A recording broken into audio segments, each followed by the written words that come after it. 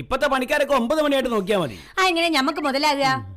ഇങ്ങോട്ട് വരട്ടെ രണ്ടെണ്ണങ്ങളും, ഞാൻ നല്ലോണം കൊടുക്കൂ. എന്റെ പാത്തുവോ വായിട്ടലച്ച് വെറുതെ ഉള്ള പണിക്കാരെ പറഞ്ഞയക്കണ്ട. ഈ പൈസ കൊടുക്കുന്നത് ഞമ്മളല്ലേ, അതുകൊണ്ട് ഞമ്മള് പറയുന്ന സമയത്ത് ഓല് വരണം. ഇന്നത്തെ തൊഴിലാളികളെ ആരെ അടിമകളല്ല. ഒരു തോന്നുമ്പോ സമയത്ത് വരൂ, തോന്നുന്ന സമയത്ത് പോവും. ഉടമസ്ഥനാണെന്ന് തൊഴിലാളി. അടിമ ഞമ്മളെ കിട്ടൂല. എപ്പോഴെങ്കിലും കൂലിക്ക് 2 ആൾക്കാരെ പണിയെടുക്കാൻ വിളിക്കണേ. എനിക്കാണ് പണിക്കാരെ ചീത്ത പറയാനും ഭരിക്കാനും എനിക്ക് പൂതിയായിട്ട് വയ്യ. അപ്പൊ ഈ പണിക്കാരെ വിളിക്കണത് പണിയിപ്പിക്കാനോ അല്ലെങ്കിൽ ചീത്ത അറിയാനോ? രണ്ടിനും. വല്ലാത്തൊരു ജന്മം തന്നെയാണ് ഈ.